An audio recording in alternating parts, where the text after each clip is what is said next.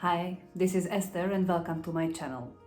Today I will talk about the number one problem of working mothers: how to magically create more time. I will take you through the 5 steps that will help you to have more time for yourself and for spending quality time with your family as a working mom. If you have seen any working mothers, they all have one thing in common. They all are very busy as they juggle all the responsibilities on their shoulders. Tasks, deadlines, projects at work, and kind of the same at home. Household chores, doctor's appointments, project managing, the family life, and on top of it, trying to spend some quality time with the kids and husband. It is not a surprise that more than 80% of working moms were found to be suffering from at least one stress-related health issue, like high blood pressure, fatigue or anxiety, and sleeping problems. So what can we do to secure our spot in the safe 20%? The very first reason for working mothers to feel stressed out is very simple. They literally have too much on their plate. And some of these tasks are part of the invisible labor that often goes unseen and unrecognized by others, but still often falls into the mother's responsibilities to complete. Examples of invisible labor might be organizing appointments and schedules, grocery shopping, cooking, loading the dishwasher or the washing machine. All might take just 5 to 30 minutes, but altogether, those might keep moms busy for the whole afternoons, not giving them any space for quality family time or any me time to recharge the batteries. The first step is to be conscious of how many small tasks you are accomplishing on a daily basis that might not be counted as work done, as you just picked up a couple of toys here and there and you just loaded the washing machine. When you have a more realistic picture of the workload we are talking about, you can start doing something about it. So the second step is the fair distribution of tasks. The next step is to sit down with the family and see how you could distribute the tasks in a fair way that serves all members of the family. It is recommended to assign owners for the different tasks so that they are responsible under all circumstances for that task. If mommy cooks, then daddy can be cleaning up the kitchen and kids can lay the table, for example. The father can be responsible for hoovering twice a week and for mopping, while the mother can be responsible to load the washing machine. Don't be afraid to involve all family members.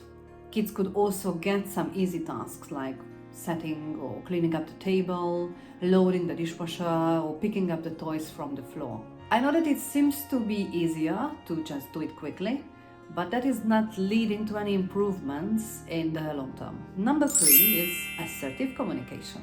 While this all sounds obvious, their execution is the hard part usually. To plan for success, pay attention to your communication. It is not the same effect if you burst out desperately at your kids and husband about how they don't help enough and you feel like the maid at your own home, or if you calmly sit down with them and you assertively explain to them how exhausted you are and how you need them to take ownership. The key to assertive communication is to explain how you feel and how the current situation impacts you emotionally and physically, instead of assuming that they should be aware of it. Remember, no one can read your mind. Involve your family members in the conversation. Ask what are their thoughts about the current setup, how they see it, and what are they ready to change. Where would they be happy to take more ownership? Instead of telling them what they should do, try to make them actively participate in the planning and see what they can take over and have family agreements in place, instead of expecting them to accomplish some tasks and being full of silent resentment when they don't really do them. Number 4, expectations. One side of the coin is to not have any assumptions about what your family should change without having these agreements and interactive conversations in place. But the other side is about your own expectations. We working mothers are hardworking and often somewhat perfectionist. We like to control every little detail as we feel that it is just needed to keep everything together. But with a high level of control, you won't be able to hand over tasks to your family members. So it is worth reflecting on the fact that there might be other ways of completing a task, maybe a very different one from your idea. Maybe it is not as perfect, but the world won't fall apart and you will have your reward, you will have less workload on you. Maybe it is time to reflect on your own perfectionism. What happens if from time to time you lower the standards a little bit? What are the areas of your task list where you could let go of some items and maybe outsource them and arrange more help? I am a big fan of outsourcing or automating all the household chores we just can. Get help with having a cleaning lady coming over bi-weekly, or do your grocery shopping online whenever you can. Number 5, fun. Finally, this is all not just about having a more balanced workload distribution in place and teaching your kids how to be responsible and showing them a great example that they can benefit from when growing up and starting their own family. You also had done all these changes to create some space for yourself that you can use to avoid burnout and stress.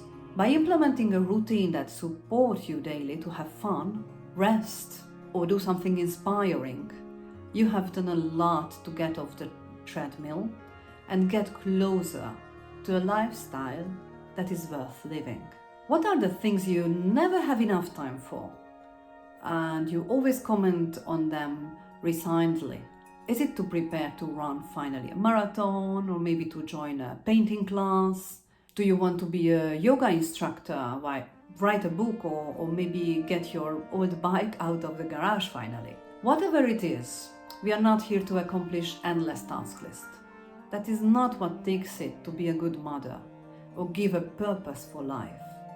It is the zest that you experience every day that will make you a patient and smiling mother and wife. Now that you learned 5 steps to create more time for yourself as a busy mother, check out the description box below and download my free 3 steps guide towards a balanced life that can further help you to successfully align work and motherhood. Please support more free content for working moms by clicking on the subscribe button, and don't forget to like the video. Thank you.